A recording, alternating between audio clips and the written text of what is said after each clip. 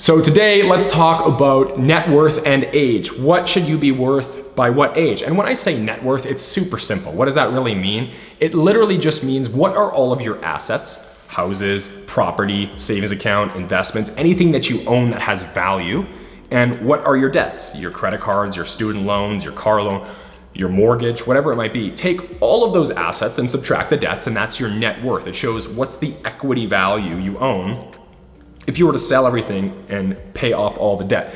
Now, okay, there is a very important distinction we have to make with statistics, which I know is very boring and you hated stats class, but it's the difference between mean and median, or the average and the median. If we think about what the average is, it takes everybody's net worth into account and divides it by the number of people. So if you have some people with a super high net worth like Jeff Bezos and Bill Gates, and you have other people with a very low net worth, you're gonna get a skewed look because you don't really see what the middle person is. You don't really see what percentile or where you fall.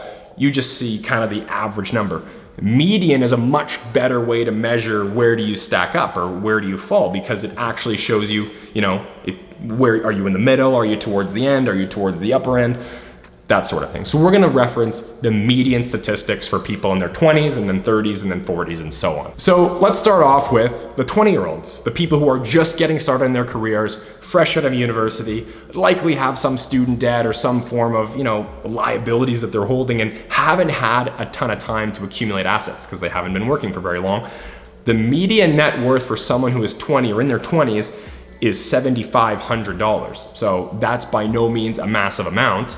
And I think a lot of us might look at that number and think, oh, that feels pretty good because I have $7,500. I have more in assets than debts, and it's more than $7,500.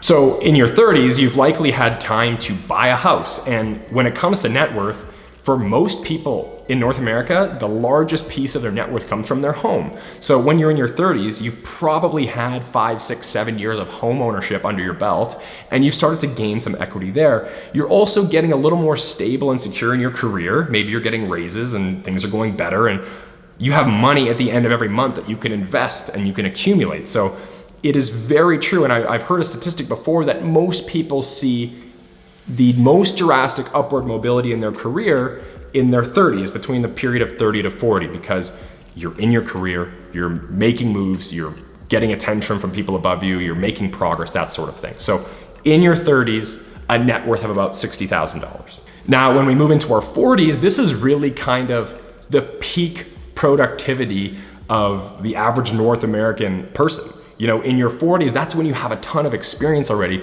You might have 20 or 15 years of experience. You have a network of people. You really understand the job that you're in. You've had tons of time to work on the home equity. You've been investing, and now your investments are actually starting to compound, right? It's not as if you're just putting cash away.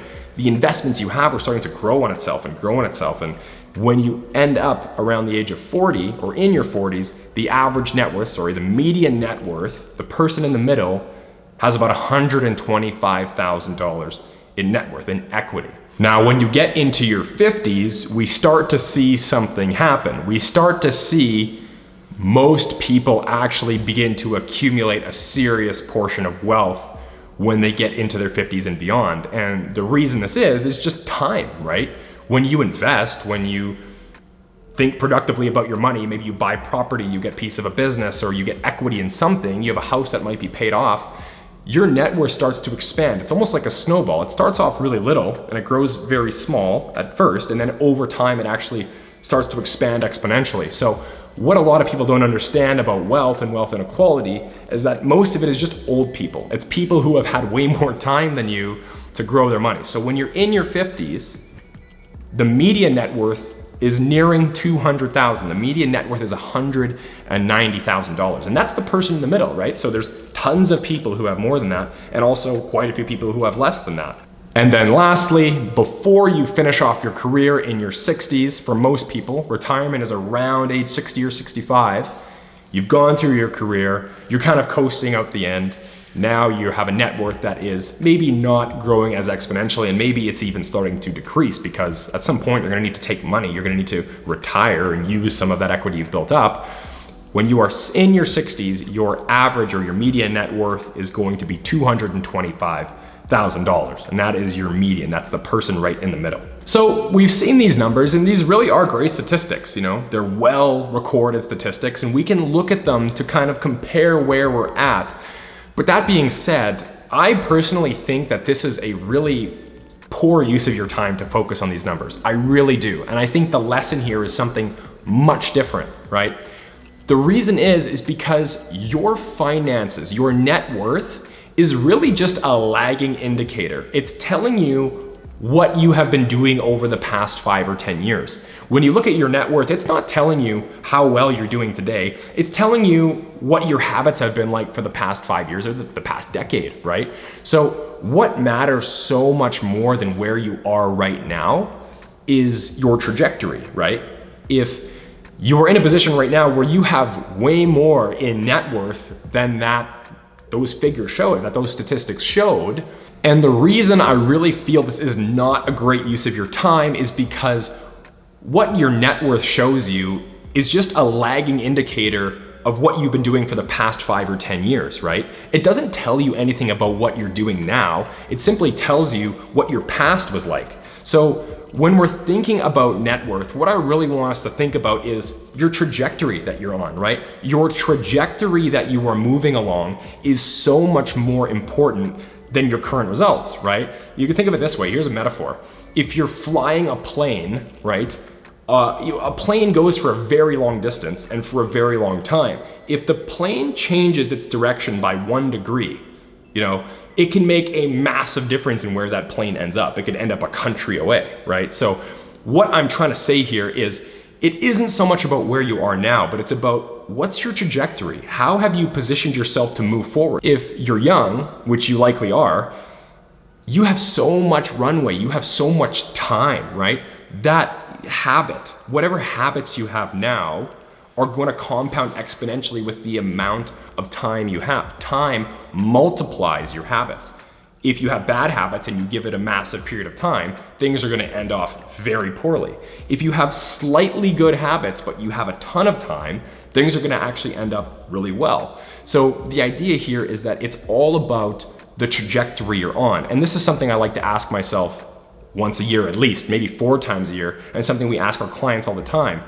What is it that I could do this month or this quarter or this year to make my trajectory 1% better or 10% better? Is there some sort of subscription that I'm never using that I can cancel and I can add that to my investments? And if I make a decision like that once a year, I'm constantly improving my trajectory in a way that I'm always moving forward. But anyways, guys, for me, I think the greatest purpose these numbers serve is something that I've only really realized very recently, which is using these figures about net worth and these statistics to find gratitude rather than find comparison. And the way you do that is pretty simple. All these statistics I'm showing you, everything I'm citing you, is North American. They're American statistics about America, about American people, which is the most prosperous country in history of the world. So when you're sitting in America and comparing yourself to your neighbors and comparing yourself to everybody around you, what you're not taking into account is that you're comparing yourself to the most prosperous sample in the world, right? So what if we look at maybe incomes or net worths across the world? What if we take the entire world into account, right? Here's the crazy thing. If you make $25,000 per year in the United States, if you make $25,000 USD, what that means is that you are actually in the top 6% of people in the world. So that's really very close to minimum wage. If you're earning minimum wage in America, your standard of living and the amount of money you earn puts you in the top 10%. It even puts you in the top 6% of people in the entire world. And the crazy thing is, if you make a living wage in America, if you make $50,000 a year, you are actually in the top 2% of people in the entire world by income, right? So it's crazy to think that somebody who works a job that they feel they don't make enough in America, and they work a job where people around them seem to always be making more, actually earns more than 98% of the entire world. So this is the way I think of this now, guys. I think of it in terms of gratitude. How can we look at the world and see our position as something that's really, truly something to be grateful for? But anyways, Thanks so much for watching this video, guys. I hope you learned something about net worth and where you should be by what age, and maybe a better way of how we process this information. If you like videos like this, please hit that like button, subscribe, and turn on post notifications for more videos just like this one every single week. Until next time.